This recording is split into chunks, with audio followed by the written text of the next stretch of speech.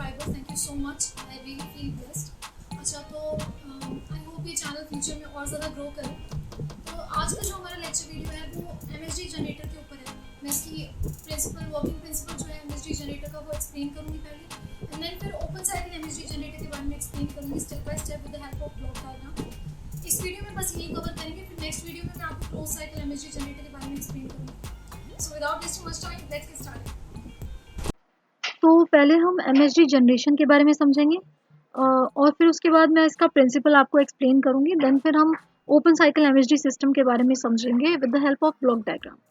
तो MSD generation या फिर जिसे हम कह सकते हैं मैग्नेटो हाइड्रोडायनेमिक पावर जनरेशन, ये एक डायरेक्ट एनर्जी कन्वर्जन सिस्टम है जो कि कन्वर्ट करता है हीट एनर्जी को डायरेक्टली इनटू इलेक्ट्रिकल एनर्जी बिना किसी इंटरमीडिएट मैकेनिकल एनर्जी कन्वर्जन के। मतलब कि जैसे दूसरे पावर जनरेटिंग प्लांट्स में होता है कि पहले मैकेनिकल एनर्जी प्रोड्यूस होती है, फिर उसके बाद उसे कन्वर्ट किया जाता है इलेक्ट्रिकल एनर्जी में।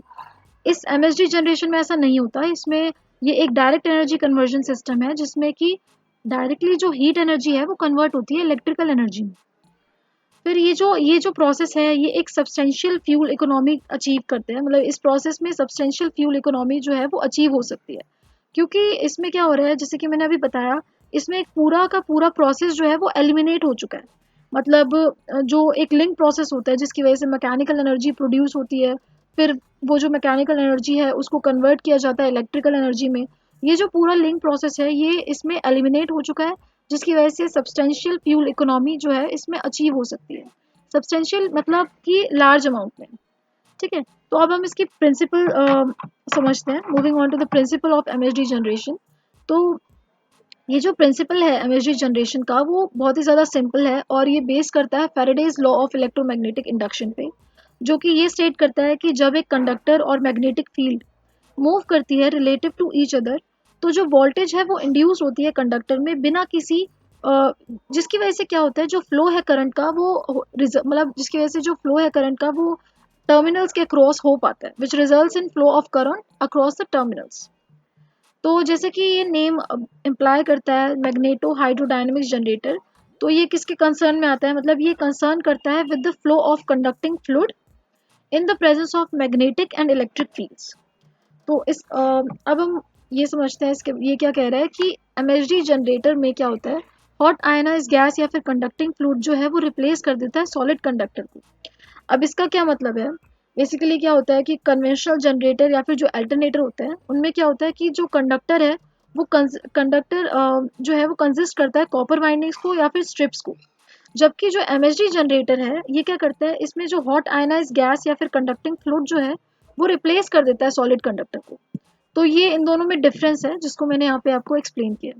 अब हम एमएसडी जनरेशन जो है open cycle MSD generation system के बारे में समझेंगे with the help of block diagram. तो ये ब्लॉक डायग्राम है ओपन साइकिल एमएसडी जनरेटर का इन conjunction with the conventional power plant. तो इसमें बेसिकली क्या होता है कि मैं आपको इसकी step by step working explain करती हूँ ओपन साइकिल एमएसडी जनरेटर की। तो इसमें बेसिकली क्या होता है कि जो एटमॉस्फेयर एयर है, एटमॉस्फेरिक एयर वो कंप्रेस्ड होती है बहुत ही ज़्यादा हाई प्रेशर में इन एन एयर कंप्रेसर। फिर यहाँ से जो ये कंप्रेस्ड एयर है वो हीट होती है लो टेम्परेचर और हाई टेम्परेचर एयर प्रीहीटर्स में up to a temperature of about 1100 degree Celsius. फिर यहाँ से ये जो हॉट एयर है उसको फेड किया जाता है इनटू द कंबशन चैम्बर, यहाँ पे फेड किया जाता है। फिर यहाँ पे ये जो फ्यूल है ये बर्न होता है हॉट एयर की प्रेजेंस में इन द कंबस्टर। फिर ये जो हॉट गैसेस हैं ये जो प्रोड्यूस हुई हैं उनको सील किया जाता है 1% अल्कलाइन पोटेशियम के साथ, ताकि इन हॉट गैसेस की इलेक्ट्रिकल कंडक्टिविटी जो है वो इंक्रीज हो सके। फिर इनकी इन हॉट गैसेस की वेलोसिटी को इंक्रीज करने के लिए इनको पास किया जाता है थ्रू अ नोजल। फिर जो ये हाई वेलोसिटी और हाई टेम्परेचर वाली हॉट गैसेस है जिसका टेम्परेचर होता है of about 2300 degree Celsius to 2700 degree Celsius, इन गैसेस को फेड किया जाता है टू द एमएसडी डक्ट, यहाँ पे फेड किया जाता है। फिर यहाँ पे क्या होता है, कुछ पार्ट जो है इंटरनल एनर्जी का, इन गैसेस की इंटरनल एनर्जी का कुछ पार्ट जो है उसको डायरेक्टली कन्वर्ट किया जाता है डीसी पावर में। फिर ये जो एग्जॉस्टेड गैसेस हैं जो एमएसडी डक्ट से निकल रही हैं उनका यूज किया जाता है एयर प्रीहीटर में एयर को हीट करने के लिए। फिर ये जो गैसेस हैं ये यूज होती हैं स्टीम को प्रोड्यूस करने के लिए, फीड वाटर से स्टीम को प्रोड्यूस करने के लिए इन एन हीट एक्सचेंजर, मतलब यहाँ पे स्टीम जनरेटर में। मतलब यहाँ पे ये जो गैसेस हैं वो यूज होती है स्टीम को प्रोड्यूस करने के लिए from feed water in an steam generator.